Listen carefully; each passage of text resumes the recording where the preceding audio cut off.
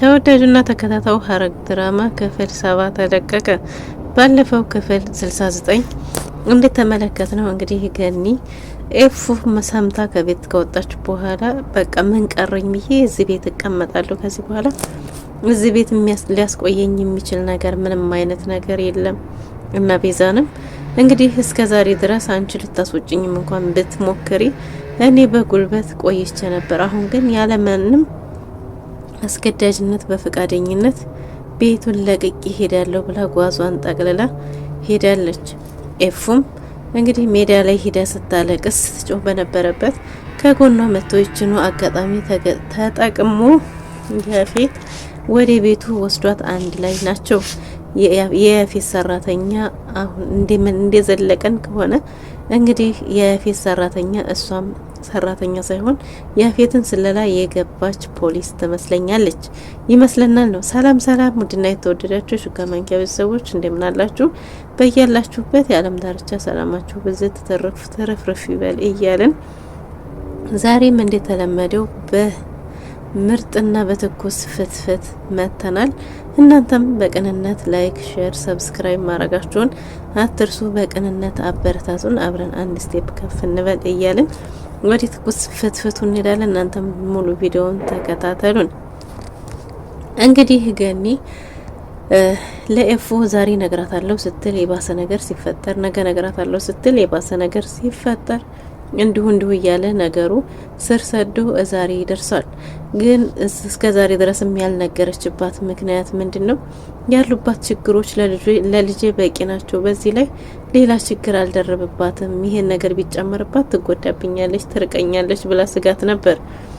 ግን ይሄ ስጋቷ ምንም ያው ኤፉን ከማጣት አላዳናትም። ግን ኤፉ አሁን ላይ እያስተዋለች ስትረጋጋ የምታስታውሰው ብዙ ነገሮች በብዙ ምክንያት በብዙ ምልክት ልትነግራት እየሞከረች እንደነበረ አሁን ላይ ግልጽ ብሎ ይታያት ይመስለኛል። አሁን ላይ ግን ያፌት እስረኛው ባያረጋት ለገኒ ይቅርታ የምታደርግላት ሁሉ ይመስለኛል። ምክንያቱም ገኒ በጣም ብዙ ጊዜ ልትነግራት እያለች ግን አሁን ላይ ይሄ ነገር ብትነገር እሷ በኋላ እንጂ ውሳኔውን መወሰን የምችለው አሁን ላይ ምንም አይነት ውሳኔ መወሰን እንደማችልና በገኒም ሆነ በወንድሟ ዳጊ ማለት እንግዲህ ያው መወለድ ቋንቋ ነው በሚለው እሷ የምታምነው እንደዛ ስለሆነ ባለኝ ቤተሰብ ደስተኛ ነኝ፣ ያንን ደግሞ መወሰን የምችለው አሁን ሳይሆን ቦታው ላይ ስሆን ነው እያለች ብዙ ጊዜ ትላስ ስለነበረ ገኒ ደግሞ ይሄን ነገር አስመልክቶ ሰግታ ስጋቷ ፍራቷ ነውና እንዲያትነግራት ያደረጋት።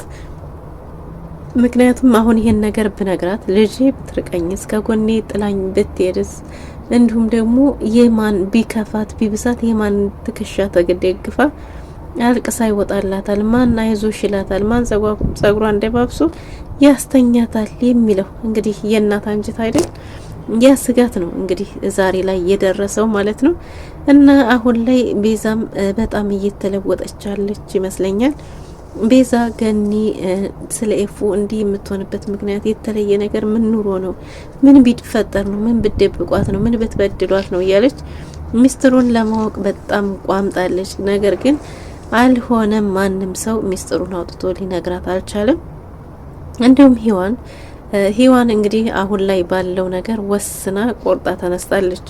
ያፌትን መጋፈጥ እንዳለባት ያፌትን መጋፈጥ ያለባት እስከምን ድረስ እንደሆነ ወስናለች። ምክንያቱም ያፌት እንግዲህ ወይ ከነዛ ሴቶች ጋር ቢደበልቀኝ ነው ወይም ደግሞ አርጎ ይጥለኛል ወይ ይገለኛል፣ ከዚህ ከሶስቱ አንዱ ነው የሚሆነው። እኔ ደግሞ በፍትህ አጥተው የሚሰቃዩ በፍትህ ጉድለት ራሳቸውን የሚያጠፉ ወገኖችን ወይም እነዛ ምስኪን ሴቶችን ነጻ ሳላወጣ ፍትህ ሳላስገኝ አርፌ አልቀመጥም፣ ለራሴም አልኖርም ብላ ወስናለች።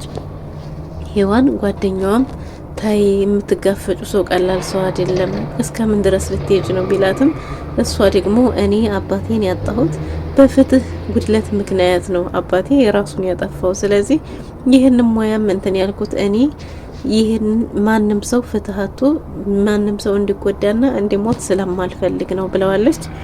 ጓደኛዋን በሀሳቧ ተስማምቶ መቼም ይሁን መቼም ከጎንሽ እንደማርቅና ምንጊዜም ከጎንሽ ነኝ አለሁልሽ ምንም እንኳን ከአቅምሽ በላይ ሆኖ ሴተኛ ዳሪ ቢያረጉሽም ወይም ደግሞ ምንም ነገር ቢፈጠር ባንቺ ላይ አንቺ እስካለሽ ድረስ እኔ መቼም ቢሆን አርቅሽም አልከዳሽም ከጎንሽ ነኝ አገባሻለሁ ጠብቅሻለሁ ብሏታል። እሷም ደግሞ እመለሳለሁ ምንም ቢፈጠር ግን ዝም ብዬ አርፌ አልቀመጥም።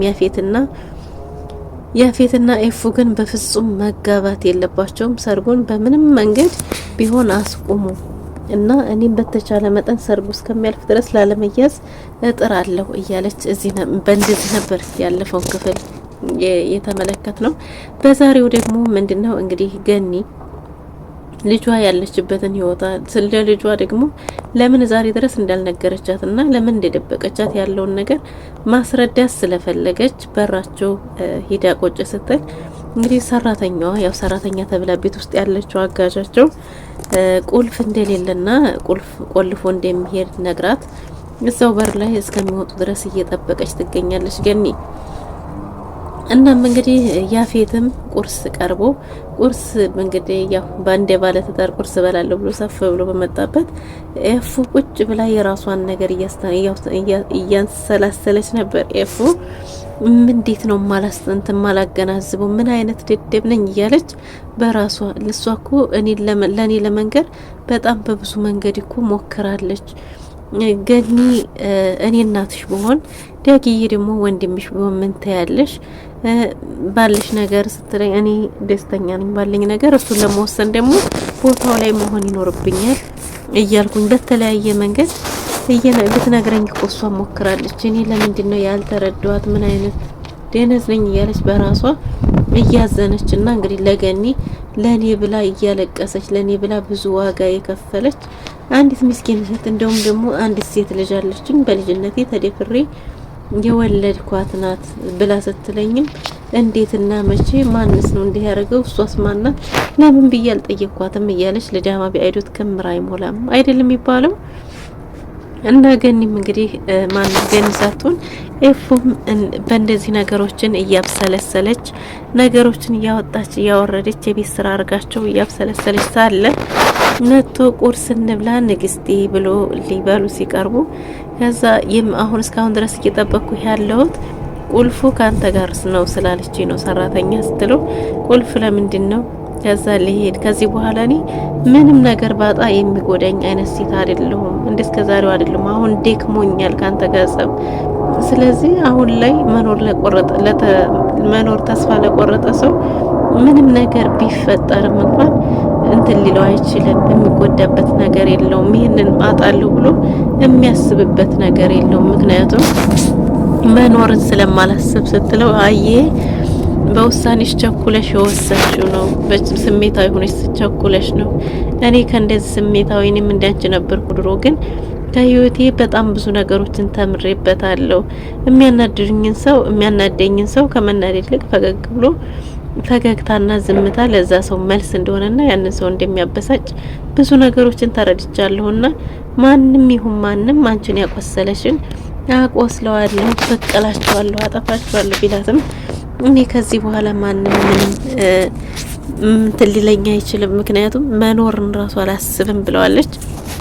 እንግዲህ በዚህ የተነሳ እኔ እኮ እንደ ባለትዳር ቁርስ እንበላለን ብዬ ነበር፣ ግን እንኳን አንቺ ልትበይ እኔን ራሱ ልታስብልኝ ፈቃደኛ ይሆንሽ አይመስለኝም ብሎ ከዛ ታግቼ ነው እንዴ? አዎ ከዚህ በኋላ ሚስቴ እስካልሆንሽ እስካልተፈራረምን ድረስ ታግተሻል፣ የትም መንቀሳቀሳችም ሲላት በያዘችው ብርጭቆ አናቱን ለሁለት ልታረገው ለትንሽ ተርፏል። ያፌት እንግዲህ ከዛም ያው መጨከን አልቻለም። በሷ እቅፍ አድርጎ አስቀምጧት በሩን ቆላልፎ ወጥቶ መንገድ ላይ ገኒ ጋር ይገናኛሉ። ገኒ እግሮቹ ላይ ወድቃ እባክህ ስትለው በእርግጥ አሁን ላይ ገኒ ምንም የእውነት አይመስለውም፣ እየመሰለው አይደለም ያለው እያፌዘችበት ወይም ደግሞ ያፌት ልኳት በዚህ መንገድ እሱን እንትን ለማለት ለማጥመድ የተሰራም እየመሰለው ነው ያለው። ገኒ ደግሞ ለልጇ የምትወደው ምግብ ሰርታ ሳህን ቋጥራ እባክህ ልጄን እኔ ኤፉ ትክክለኛ ልጄ ናት፣ በልጅነቴ እንዲኩኝን የወለድኳትና እባክህ ብላ በተለምነውም ገፈታትሯት ከዚህ በኋላ ማንም ሰው አጠገቤ እንዳይቀርብ ለሰርጌ ነው ቶሎ ሰርጌ ልታገኛታለሽ ብሎ አመናጭቆ ጥሏት ሄዷል። ገኒም እንግዲህ የደም እንባ እያለቀሰች ልጄ አይንሽን ሳላይ አልሄድም እና እባክሽ ብቅ በይልሽ እንብቶቹ ምግብ ሰርችልሻለሁ እያለች ብትማጸንም ኤፉም እዛ ተቆልፎባታል። ገኒም እዛ ጋር ቁጭ ብላለች። እና እንዴት ነው ነገሩ? ከዚህ በፊት መኪና ውስጥ መጣ ያቺዋን ገባች ደግሞ ዛሬ እቺ ቃኔን አበላሹብኝ እያለ ብቻውን እየተብሰለሰለ ሲሄድ እንግዲህ አቤል እያገኛል። እሱ ደግሞ አንድ ስምምነት አለ። አንተ ዝምድናውን ከዳጊ ጋር ያላትን ዝምድና የኔ ወደፊቷ ሚስቴ አጣራልኝ ባለው ጊዜ አንድ ነገር ከተስማማን ነው አንተ ምን ልታግዘ ከቻልክ ነው ብሎታል። ምንድነው ለማግዝህ ነገር ሲባል ግን ምንድነው ያለው? የቢኒን ፍቅረኛ ጽጌረዳ ምንትሴ እሷን ለጊዜው እንዲያውሰኝ ከፈቀደልኝ እሷን የኔ ማረግ ከቻልክ ሲለው ባንዷና አለችኝ በመላት ምድር ላይ በብሌኒ በጽጌረዳ በእንቡጣ መምጣት አችልም ብሎ በጥፊ ጆሮ እስከሚገረጣ ድረስ አግሎታል። እንግዲህ አቤልም በፍጹም አንተ እንደዚህ አርገኝማ አንተ ብቻ ነህ እንደፈለከው የምታገኘው እያለ ብቻውን እያወራ ዳጊ ጋር ተቀጣጥረው በነበሩበት ሲሄዱ እንግዲህ ገኒ መንገር ላይ አግኝተዋት ገኒም እሱንም ብትለምነውም በፍጹም ማስቲካውን የንቄት እያንቀጫቀጨ ያው የመጣየፍም ይመስላል እሱም ፍቃደኛ ሊሆን አልቻለም። ያፌት ማለት የፈለገውን ነገር ለማድረግ ምንም ነገር የሚያስቆመው ነገር እንደሌለ እሱም በፍቅር እንጂ በጸብ ማንም ሰው ሊያሸንፈው እንደማይችልና እጁ ረጅም ብዙ ሰው እንዳለው ብሎ ተናግሯል። በዛውም ላይ እንግዲህ በንቄት ማለት ነው ያው የሱ ጓደኛ የሱ ዘመር ስለሆነ ያው እሱ ደግሞ ተንጠራርቷል ማለት ነውና ኤፉ ቤት ውስጥ ካለችው ሰራተኛ ጋር ጓደኝነት ጠይቃት ነበር። እሷም ደግሞ አላመነችም። ጓደኛም አይ አሰሪና ሰራተኛ በፍጹም ጓደኛ ሊሆን አይችልም ብላለች። እመቤቴ ስትላት እባክሽ እንደዛ አትበይኝ እኔና አንቺ ጓደኛ መሆን እንጂ የምንችለው ቁልፍ መውጫ ምናምን ጠይቃት ነበር። አይ ምንም ነገር የለም እሱ ራሱ ቆልፎ ይወዳል ሲመጣ ይከፍታል ምንም የምታውቀው መረጃም እንደሌለ ኤፉም እንግዲህ በጣም ብዙ ነገሮችን አውርታ ነበር። በስተመጨረሻም የኔ ሰላይ ብትሆንስ ከመቼ ጀምሮ ነው ቤት ሰራተኛ የኖረው ብላ በራሷ አዝና ኤፉ እንዴት ነው ይሄን ሁሉም ማወራው ብላለች። እንዲሁም ደግሞ ሰራተኛዋ ደውላ ለፖሊስ ያለው መረጃ እያንዳንዱን የቀን ተቀን ዶክመንት ቤት ውስጥ ማግኘት እንደማይቻል እንዲሁም ደግሞ ኤፉ ታግታ እንደሆነ ቤት ውስጥ እንዳለች ጓደኝነት እንደጠየቀቻትም ጭምር ሳይቀር ሁሉንም ነገር የዕለት ተዕለት ውሎዋን የቀኑን ውሎዋን በዝርዝር አስረድታለች ማለት ነው። እናም እንግዲህ ኤፉም እዛው እንዴት ታጎረባት ጺና ናታንም እያወሩ ባሉበት ፈገግ ትላለችና በፈገግታዋ ሰሞኑን ስልክ በማዘውተሯ ምን ተፈጥሮ ነው ብሎ ናቱ ሲጠይቃት እንግዲህ ፍቅር እንደሆነ ፍቅር ደግሞ እንደዚህ ደስ የሚል ህይወት ከሆነ እስከ ዛሬ በማርፈዷም በመዘጌቷ እንደተጸጸተች ነግረዋለች። ከጓደኛውም እንደሆነ እሱ ደግሞ በጓደኝነት በትነት በወንድምነት እንደዚህ ሁሉም የየራሱ ደረጃ አለው። የተወናው ባህሪ ገጸ ባህሪው ምንድነው ገጸ ባህሪ ነው ባለው እሱ ብዙ ነው። ስለዚህ እንዳትጎጂ እኔ በጓደኝነት መንገድ ነው ማቀው በፍቅር ባንቺ ባልሽበት ሁኔታ ስለማላቀው እንዳትቸለው ማነው ቸኩለሽ ለውሳኔ እንዳትጎጂ ራስሽን ጠብቂ ብሏታል። በፍጹም እንደዛ ሊሆን አይችልም እሱ በጣም ነው የሚወደኝ ብላለች።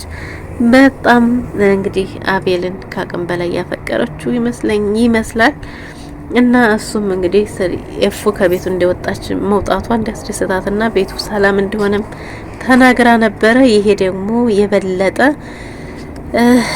ናታን ኤፉ ምንድነው ያፌትን አናዶታል ማለት ነው። እኔ የማይከፋኝ ነው እንደሚመስልሽ ብሎም ጠይቆ ነበር። እሷም ደግሞ እንግዲህ ያው ስለ አንዳንድ ነገር እያወሩ ኤፉ በምን ምክንያት ከቤት እንደወጣች እያወሩትና ወንድም ሳለ ሉሊት መጣ እንግዲህ የገኒ ልጅ እንደሆነች ሲሰማ በሷ ቤት ሉሊት ማንም ያልሰማ መስሏት ለኤፉ ሩጣ ለመናገር ቸኮላ እሰራልሻለሁ እቴን የሚያክል ሚስጥር ይዘሽ እስከዛሬ እንዴት ነው ያላወቁብሽ በስንት ነገር ስታሳቀቂኝ እያለች ነፂም እንግዲህ ይሄ ነው አንቺ ነሽ ገዳይ ባትልም ወይም አንቺ ነሽ እንዲያረክሽ ማለት ባችልም፣ ነገር ግን እሷ ከጎኗ ስትቀመጥ ምንም ጥሩ ስሜት አይሰማትም። የጭንቀት ስሜት ነው የሚሰማት። ለምንድን ነው አንቺ እንደዚህ ስትጋጠገቢ ስትሆኚ እንዲህ አይነት ስሜት የሚሰማኝም እያለቻት ነበር።